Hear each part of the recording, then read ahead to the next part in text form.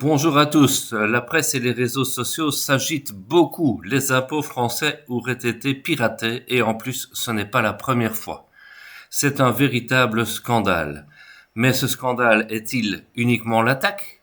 Ou plutôt le fait qu'il aura fallu très longtemps aux finances publiques pour la détecter et communiquer sur la situation? En bref, le RGPD a-t-il été respecté? Alors, il y a une chronologie d'attaques qui dure depuis quelques mois sur les impôts français et il y a principalement deux incidents qui ont eu lieu. Le premier concerne le FICOBA. Alors, pour ceux qui ne le connaissent pas, c'est le fichier des comptes bancaires français. Et donc, ce qui s'est passé, c'est que entre fin janvier et le 13 février, les identifiants d'un fonctionnaire ont été usurpés et ça a permis à des pirates de consulter le fichier et d'obtenir les identifiants bancaires d'à peu près 1 200 000 Français. Alors il faut se rassurer, hein, avec ça on ne peut pas aller vider vos comptes en banque, mais par contre on peut mener des attaques de phishing et on peut obtenir des informations sur votre capacité à payer ou non. Là, les impôts, donc la DGFiP a communiqué assez rapidement à la population. Elle a communiqué le 18 février et elle en a fait une notification à la CNIL. Donc c'est pas top à ce moment-là parce que bon, le système d'impôt a été piraté, mais au moins la communication se passe bien. Ce n'est pas ça qui agite la presse pour l'instant. Ce qui nous pose problème, c'est la nouvelle intrusion qui aurait eu lieu fin juin. À nouveau, des identifiants sont usurpés, mais cette fois-ci, ça donne accès à l'ensemble du système d'information des impôts français. Et donc, les impôts s'en rendent rapidement compte, ils coupent les accès. Il confirme l'extraction de données fin août. Alors là, vous avez évidemment un problème puisqu'il coupe fin juin, mais il n'informe la population que fin août. Et pire encore, il n'informe la population que parce que le pirate a revendiqué l'attaque, ou sinon il ne l'aurait pas dit. Et donc là, on a quand même un système de l'État français qui viole les règles et les lois que le peuple français se doit lui-même de respecter. Ça pose un véritable problème. Et c'est ça qui secoue vraiment les réseaux sociaux et la presse ces derniers jours. C'est le fait qu'il y a, entre le moment où l'attaque a lieu et le moment où la communication est faite, il y a 2 mois qui passent. Et l'autre problème, ça c'est un problème plus technique, c'est que couper les accès, c'est pas suffisant quand il y a eu un piratage d'une telle ampleur. Alors, qu'est-ce qui peut se passer avec tout ça? Le fraudeur peut maintenant faire du phishing ultra ciblé. Il a vos informations fiscales, il peut vraiment imiter le fisc. Pire encore, il peut usurper votre identité. Il a toutes les informations sur vous.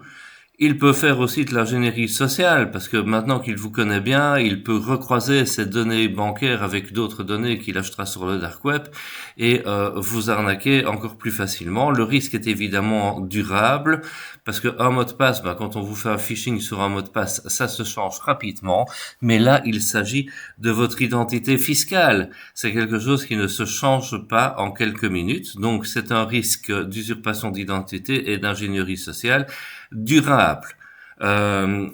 Ça veut dire en fait que l'identité fiscale, ça peut devenir un multiplicateur de fraude bien après la fermeture de l'accès initial. C'est un véritable danger. Et c'est là qu'on est fâché sur les impôts. Vous voyez, c'est pendant 2 mois, le pirate a pu s'en donner à cœur joie, à usurper des identités, à manipuler des gens, et ça aurait dû être arrêté beaucoup plus tôt. En fait, qu'est-ce qui s'est passé?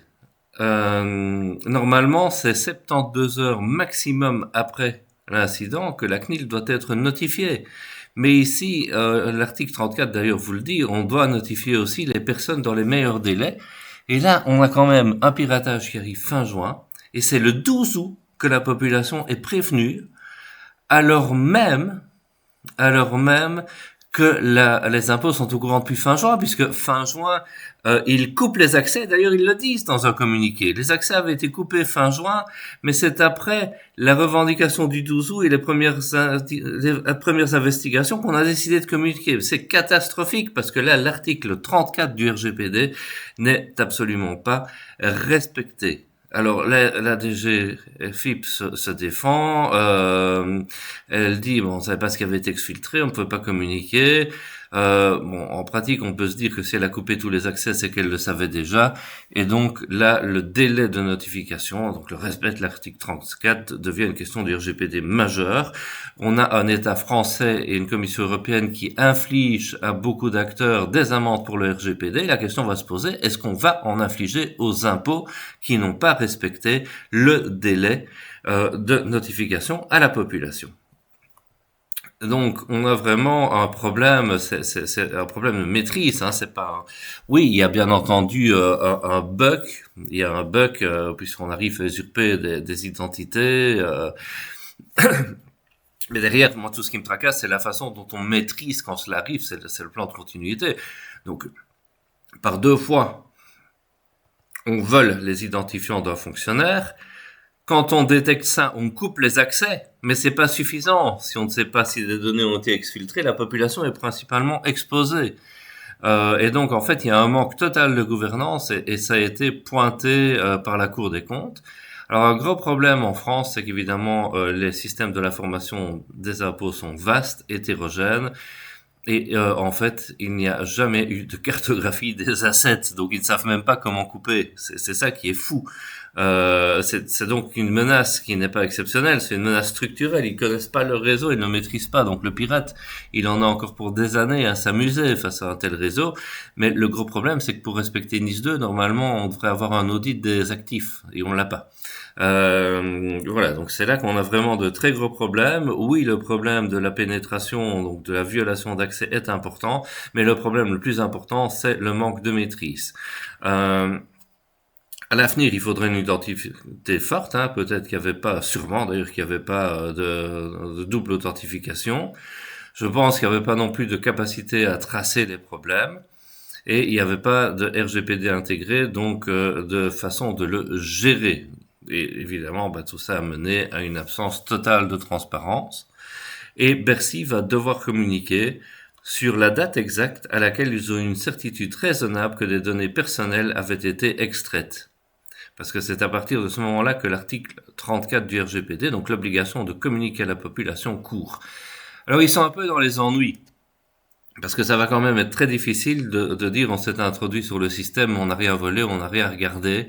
Donc pour moi, l'article 34, il court dès qu'on sait qu'il y a eu une pénétration dans le système. On peut pas dire il y a un mois pour voir si on a volé des données ou pas. Tout ça, ça n'a aucun sens. Et donc pour moi, Bercy est vraiment dans les ennuis jusqu'au cou. Et l'État français gagnera à communiquer et à sanctionner plutôt qu'à faire semblant que ça n'a pas existé.